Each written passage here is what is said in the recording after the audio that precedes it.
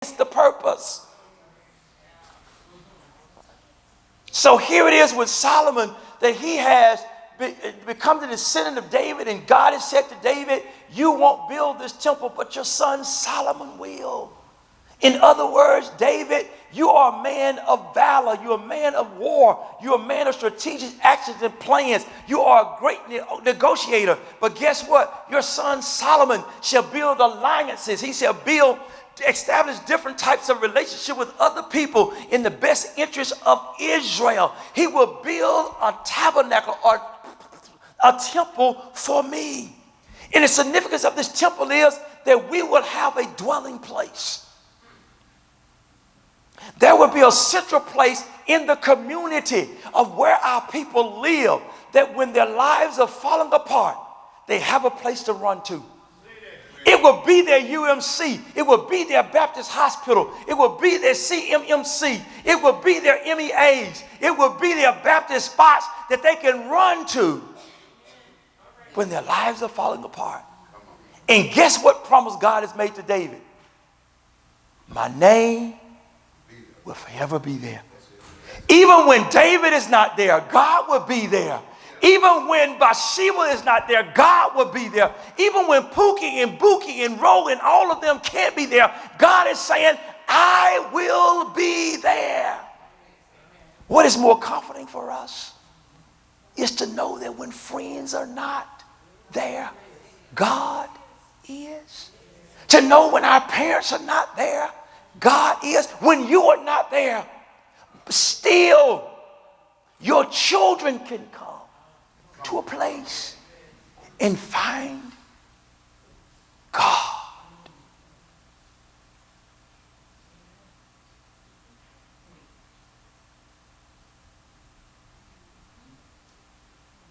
You looking like you're lost. And why is that so important? Because I know who God has been to me. And if God is just a scale fraction to my children, what he's been to me, they're in good hands. All right.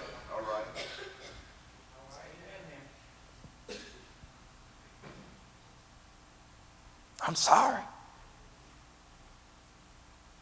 But I'm establishing a place where I'll be.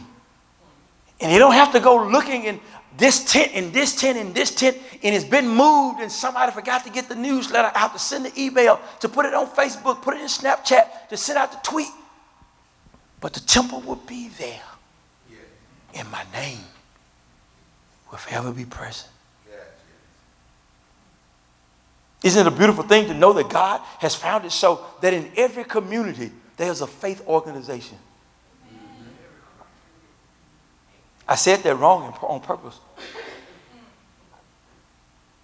But there will be a building dedicated to me that people can come into my presence.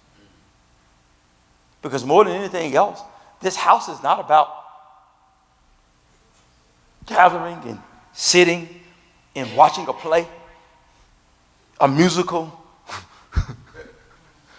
a symphony. Because sometimes that's how we treat church. We come, kill, and we sit right there. Ain't that your normal spot on Sunday? And it is like someone has an orchestra, a symphony. That's the choir singing. We've come in for the symphony to hear our favorite songs and to have the musician have the right chords and the right keys and the drummers on the right beat. And we're somehow enthused with the entertainment that has stirred us somehow. And perhaps the person that read the scripture pronounced all the words right. They know their lines and they paid attention to the scripts. They understand who Obed-Edom is. Hard to say. They know who he is. And they read the scripture right. And then when it comes down to the main act, the preacher keeps us entertained and engaged, and we're not getting sleepy and bored. It's almost though we paid an admission fee. And we've come in for our purpose of gathering and gaining and being moved emotionally, stimulated somehow, that we can leave saying, man, we really had church. And someone asks you, what was the most highlighting part about church for you today? And you say, what did he preach about today? You say, but the choir sure did sing. And then you say, what did they sing? I don't know what it was, but it was a long song. And they sung it, and they saying, he made a way is what they kept on saying. He made a way. He made a way. He made a way. That's what they kept on saying. And it seems as though church becomes this almost Malachi or grand movie theater. Maybe it's the theater that's in Pearl, Tinseltown, with the conference seats. And we fail to realize that the reason we got up on Sunday morning was because we were going to see our God. All right. Maybe we forgot that God established a place in the community that is such that he knew that I needed to check up, not annually, but weekly. Why would I need to check in weekly? Because sometimes life gets distorted and things happen and things get out of place. Not necessarily my keys, not necessarily my keys or my kids, but sometimes my priority gets out of place. Sometimes my vision gets lost. Sometimes I get distracted. And God has a place that I can come in and get my vital signs checked. You know how you sync your phone with other people's phones and with other apps that on TV. It's a place that we come in on Sunday morning that we can sync again. And we realize that we've gotten off keel through the week. And perhaps Monday it happened early. That I got off track and I got bent the wrong way. But I cannot wait to Sunday. Because I've been promised something about Sunday morning. His presence is there. If my house is such chaos, I might not can find it because of all of the things that's going on. Maybe Jane and I are still bickering and arguing and fussing and we're not talking to each other and his presence escapes us. Maybe we're so bogged down in bills that are not paid and our finances are not where they should be. Perhaps we're on an agenda and not the same page because she sees things her way and I see things my way and we're just bickering and fussing and we lost the fact that we're supposed to be unified rather than divided. Somehow we escape the presence of God because we got to a place that we're so mean and tired that we won't pray. Because if God was really God, it wouldn't be this way anyway.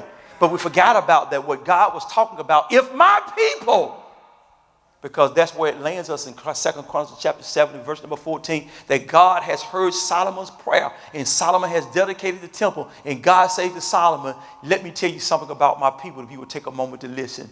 And what he says to Solomon is verse number 14, if my people, which are called by my name. And I'm not talking about the people that drinking booze on the corner and begging for pennies and dimes and saying, can you help me because I'm out of work and I'm a disabled veteran. I'm talking about people who have not accepted the fact that being disabled is my limitation. But with my disability, God has given me supernatural resources and power that I can move past what has happened to me and still live a life full and of joy. My people who's willing to celebrate that I am their God, that I don't necessarily have to be out here begging because my God is a God of provision and vision.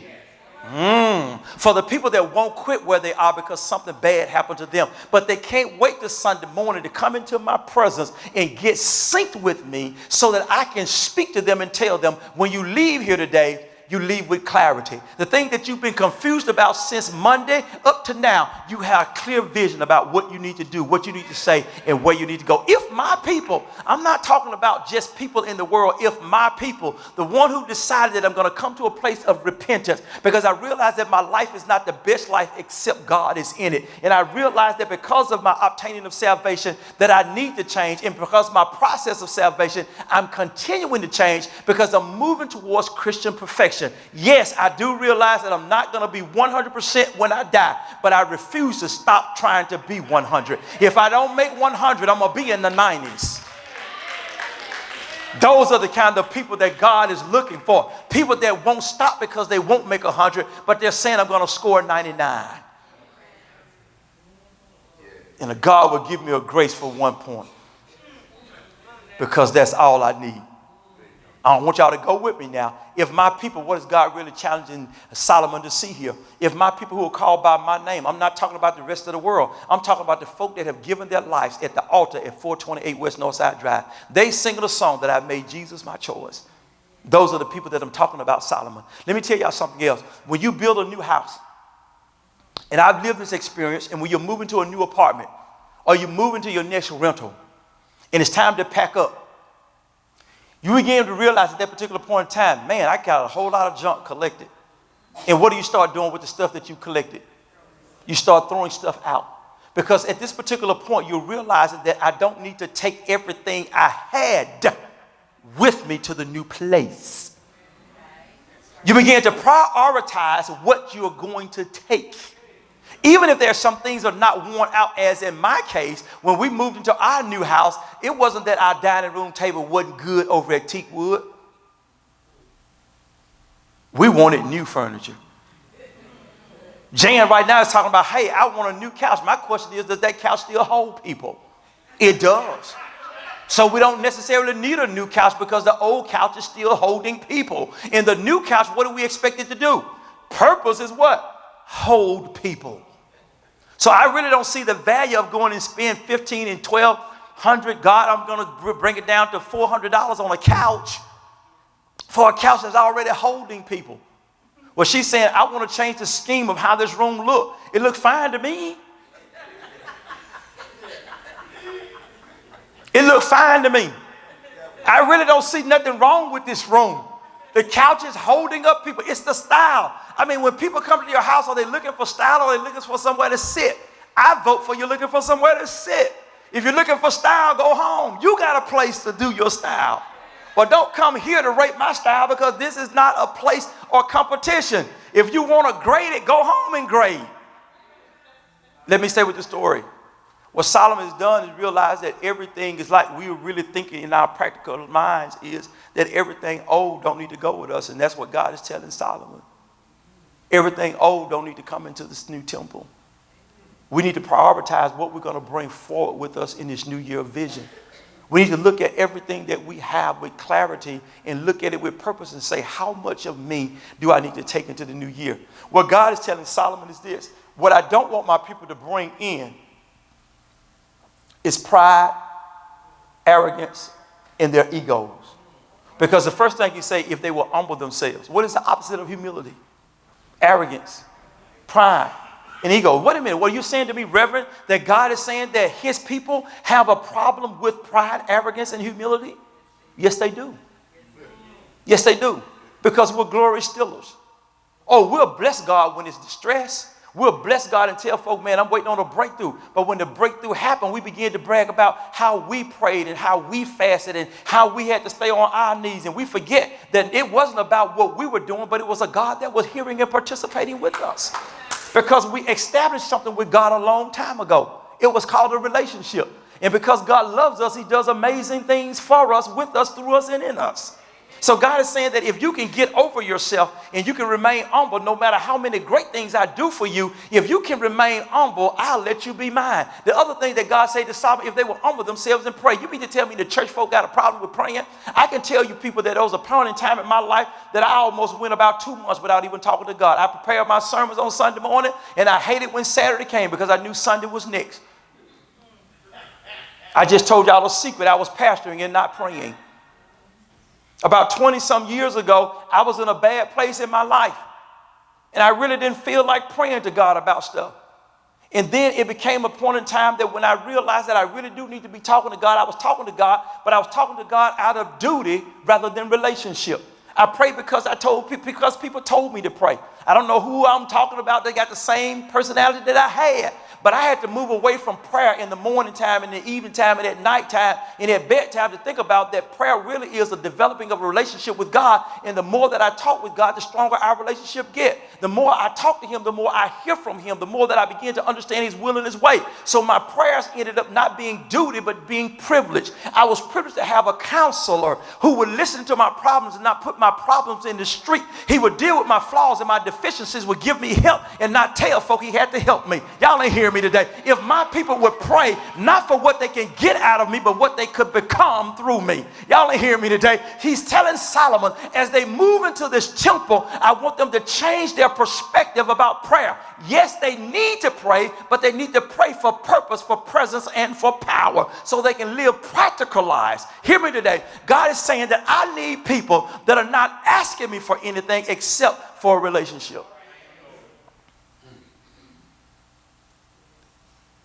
And because of our relationship as parental and children, it is in my heart to do good towards them. But is God suggesting that Israel doesn't have a habit of prayer? Yes, he's saying that cathedrals not praying. Can I be transparent as I was this morning and trust that you all won't make a phone call and won't stop coming to church? But sometimes I come to church on Sunday mornings. I get here at 5 o'clock, and I come here sometimes at 7:30 in the morning, and I make my way up to the stairs, and I ask God this question between pew number 1, 2, 3, and 4, because they do say reserved. And I ask God sometimes, where is the power? Because these are people that are dedicated to praying for the church and praying for the pastor and praying for the leadership and praying for the vision and praying for the broken people that sit to the left and the right of them. God, where is your glory on Sunday morning? And not just Sunday morning, but when will this church that these people are praying for, 4 pews packed of people who've given their life to prayer, somehow ought to infiltrate this left and right side till I end up with a congregation of 200 people at least whose life has been changed and mature, that they're ready to say, the small things doesn't matter because I've learned how to live victoriously. What people have to say to me ain't my business, because my business is to know they talked about Jesus and Jesus didn't stop. They talked about Jesus, and the more they talked, the more he did. They talked about Jesus, but he never lost focus of what he was getting up for when he woke up in the morning. He didn't wake up being distressed or depressed about what folk were saying, because it was only a couple of times that Jesus asked this question: who do they say that I am? And he wasn't asking that it mattered, but he was asking that they did see.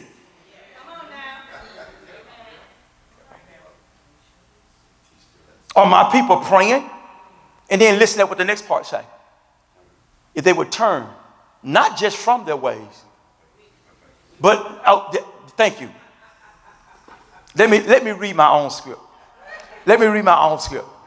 But if my people who are called by my name, y'all got it, will humble themselves and pray and seek my face, not begging, but have a desire to see and be in my presence. It's the face of God that you should want to see more than the hand of God. And when God talks about the face of God, what God is really saying is that I want you to see my image. I want to throw that in there because I need us to understand something about image. When you know what God looks like or have some pictorial in your mind, then you can be what Romans 12 and 1 and 2 talks about. Are y'all ready to flip those pages for me? Don't just look at me. Go to Romans 12. Don't just look at me. Go to Romans 12. I intended to change the script right there because I knew some people would get comfortable right here. When I say, God, say, seek my face. But what God really wants us to do is say, God is saying, come after me. Desire me. Want to have me.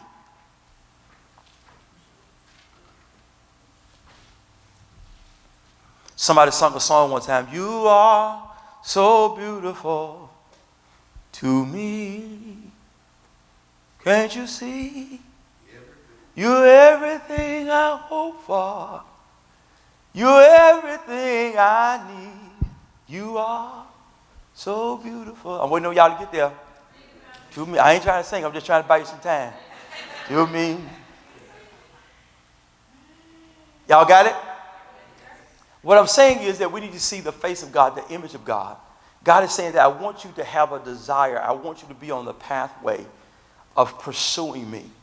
To pursue God is to say to God, I want to understand your will and your way. Because I understand your will and your way, I know how to apply it to my life. Paul throws something at us in Romans 12 and 1, Romans 12, verse 1 and 2. And this is what Paul says. I urge you, brothers, by the mercies of God. He's saying, Lord, have mercy, help your people. This is strong, beseeching is a strong encouragement or strong desire. He says, what did he say? That you would present your bodies as a living. Now, I want to ask you a question. What does the living sacrifice look like? What does it mean to present your bodies? What does that look like, presenting your body? What does that look like? I'm trying to get you to have some imagery here. What does it look like for us to present our bodies? And this is where I stop for some responses. One, treating our bodies right, health-wise. Mm-hmm.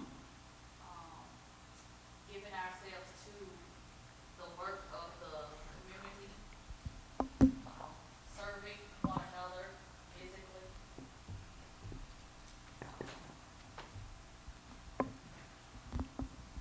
Definitely denying yourself. You got to deny yourself. If I won't sacrifice, it can't be about me. Okay. Let me go and tie the whole scripture together. Present your body as a living sacrifice. Because we done got down now to denial and all that. And all of that is a part of it. But presenting is saying, here I am. It is a willingness to give yourself submission. And in this, I think that we have to understand that we're very privileged people, but we're also very selfish people. Because oftentimes we'll put our feelings and our emotions above the greater good. Mm-hmm. Think about how many people you know that you have had to comfort to stay in church because somebody said something that hurt their feelings. The bigger picture is that, yeah, your feelings been hurt, but you got to forgive. And sometimes we'll take this big world, big kingdom, and we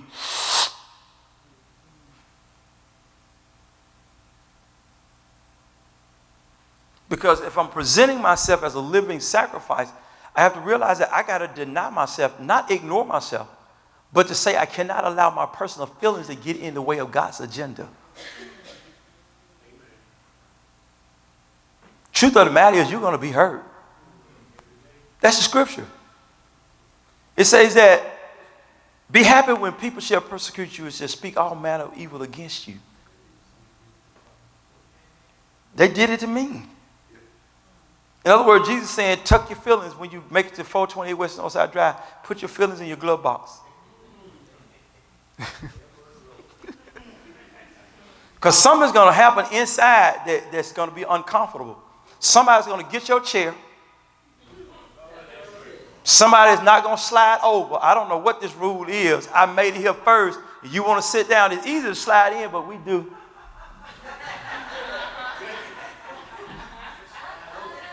That's a whole lot to let somebody sit down.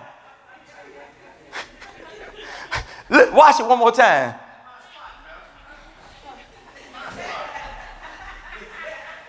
Watch the other option.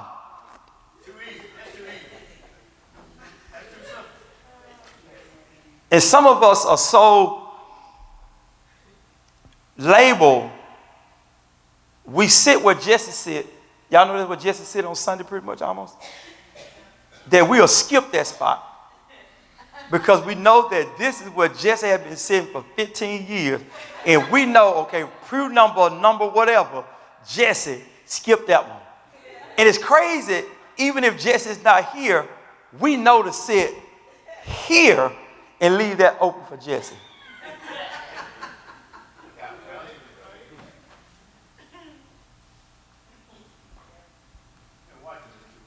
No, y'all been living like that. I mean, you've been doing it for 6 years. I mean, who would pick up on that? Because I know where Kiel and John and Alwyn sit.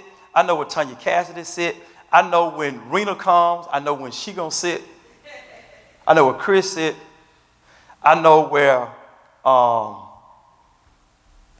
Brother Jefferson sit. Fleeta might move every now and again, but traditionally I know where she sits. Then I know where Tabitha sits, Deborah, Mama, Gentle, and Stephanie.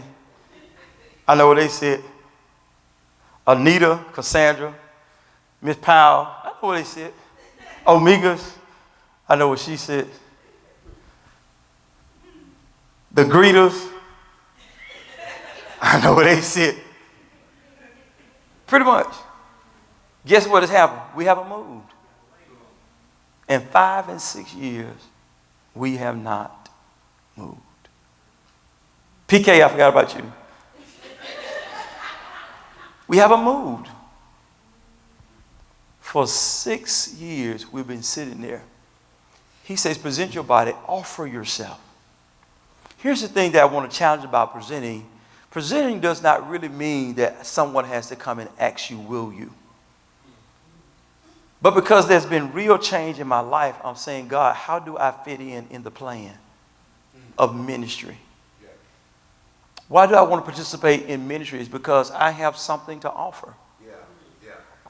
I know that there's somebody in church that needs what I needed or need what I have. I tell folk in jail all the time, and I believe without a shadow of a doubt, they have a ministry that can't nobody in this church do. You can't do it. Because, see, you've never been separated from your children involuntarily. You've never had to wait on canteen to get the choice food, limited choice foods that you had to get. Your letters, you had to wait on stamps if you didn't have canteen. So you waiting on donors from the outside to provide stationery in the inside. Why y'all think we take up greeting cards and recycle them? Because they need them. They're separated from their families, and grandmama is raising children, and sisters is raising children. And there are children that when they went in that were 1 year old, and when they come out, they're 10.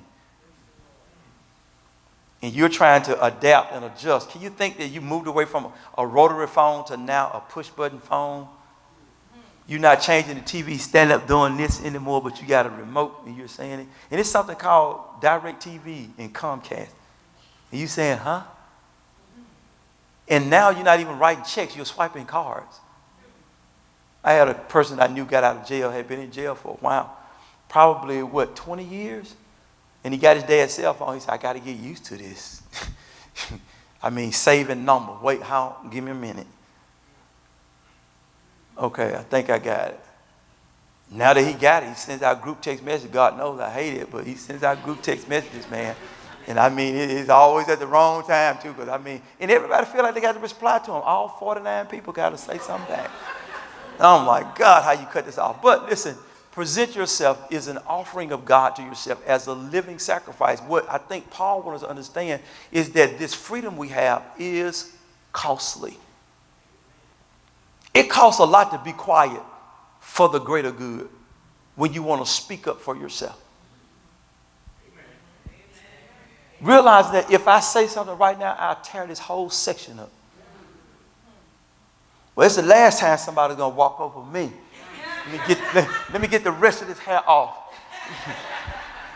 But is it for the greater good? It's a living sacrifice. Sometimes you have to really know what is the value of what you have to say before you say it. And perhaps what you do before you do it. Because even though you may have the right, it might not be expedient to do it. Mm-hmm. Then he goes on to say, as a living sacrifice, what does holy look like? I'm waiting. What does that look like?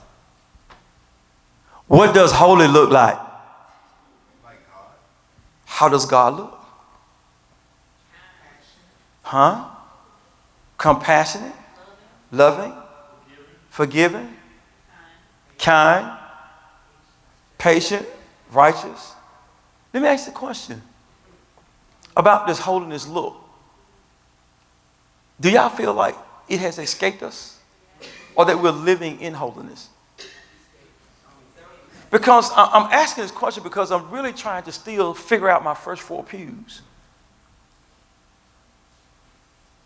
Because when Peter went to jail, they didn't have bond money. But they asked somebody, can we gather at your house? And they prayed. And the angel of the Lord, as a result of their prayer, I mean, Peter didn't stay in jail for 6 months. But when they prayed, an angel came to visit Peter and led him outside and brought him to a certain place at the gates. And when he got out, he snapped out of his vision. And it wasn't because they posted Baal, it's because they prayed. Some crazy folk had a friend that used to shoot marble with them and ride bikes, play basketball. But something happened to his sight. But they heard that there was a person coming through town in the place called Bethesda, and they went and grabbed our blind friend who once was able to see and said to him, come and go with us because we have a person that we've been hearing about and we've seen great things happen through his life. We want to take you to him that he may touch you and you receive your sight. His friends prayed that Jesus would touch him.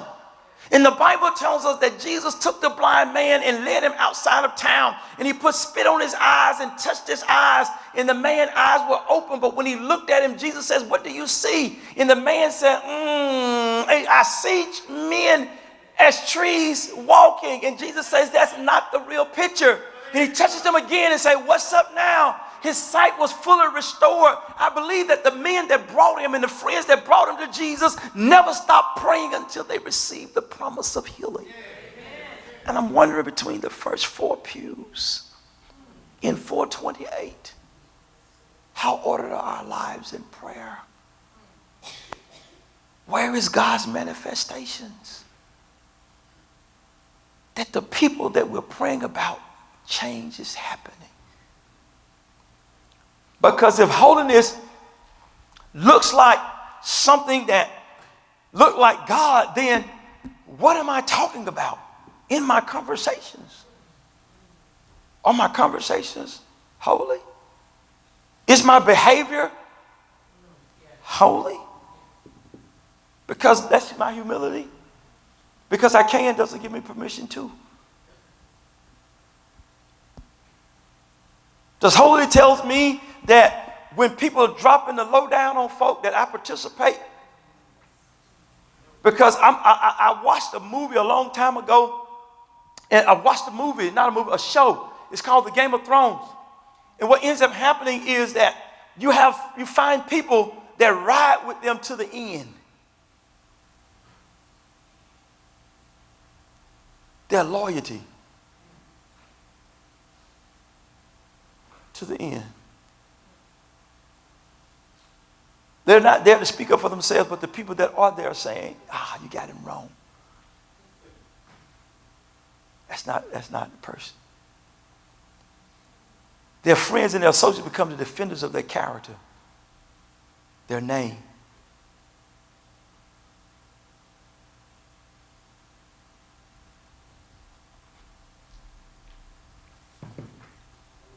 Imagine if we know what holiness is. Then Jesus says, no, not Jesus, but Paul says that your bodies are the temple of God. What things happen in our temples? It almost seems that we're bipolar, schizophrenic, having convulsions or something on the inside of us. But what happens in the temple? With the things that we do, would we do it in the sanctuary that we do in our bodies? Would we do it in the sanctuary? You say, "Reverend, that's probably a little bit too steep right there. Is that pushing the envelope a little bit far?" I don't think that's pushing it too far. I think it's thought-provoking. To know that Peter could preach and 3,000 souls are added to the church. That Paul could go to jail and at midnight, he decides rather than complain and say, "I'm in here on a false accusation, I decided I'm going to pray and we're going to sing." That we're going to continue to look to God even under false pretense. We're going to keep looking to God. We're not going to lose focus. Because I believe that if God brought us to a jail, I believe that God has something that we must do inside these walls. And I want you to know that Paul stayed in jail a while. Paul stayed in prison a long time. He was being transported. They were still letting him preach. Paul was on a ship and it was wrecked. Could have escaped, but he didn't try. Even when they looked for the convicts, Paul said, "Hold on, we all here. Nobody's gone. We're accounted for." When they thought that they weren't going to make it, the rationale for the people was, what? Let's kill everybody. Paul said, "We ain't got to die. We promise we ain't going nowhere." But what is it about us in fortified faith that when we have turbulent, trying times, that we say, "You know what? This ain't for nothing." Wherever my feet are planted, God got to have something going on in this place. And I'm part of that plan. Present our bodies as a living sacrifice, holy. Catch the next phrase. Acceptable unto God. Do you think that God would accept what we're presenting?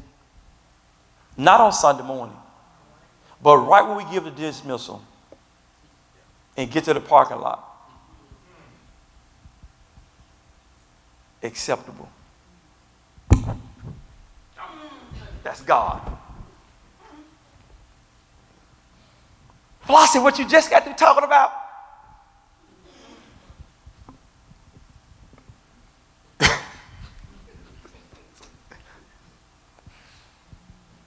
That phone call you just hung up from?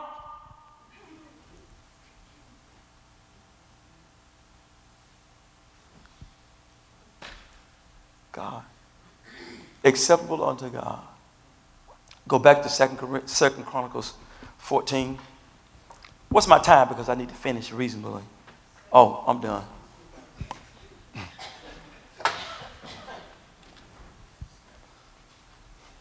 I'm done. I wanted to finish up 14, verse 14, about turn from their wicked ways. Because I do want us to acknowledge at least that church folk, we are trifling sometimes. That we are ratchet sometimes. We are. And the only way that we're going to get help is we got to acknowledge that we need help. I mean, be for real. Sometimes we start out meaning well, and it ends up being very ratchet. How we finish. Because we get our emotions all tied up. Then we start missing the picture. Then we start getting in cliques and clubs and groups and circles. And then we end up being me against them against us, me, everybody against me. And then we end up fighting rather than forging. It's kind of crazy, isn't it? But how do we avoid all of this? God said, if my people, which are called by my name, if they would submit. I said to the 11:30 Bible class this morning, I think that for every preacher in the world that have pastored at least 2 years, I think that God ought to give them a Sunday of purging where they're able to walk through the whole sanctuary and tell people things that they want to tell them. I think they ought to be able to stand in the pulpit for at least 30 minutes and say, y'all, without any tact, without any ploy, without any skillful choosing of words, this is what I really think and would say. And then next Sunday, we act like all is well.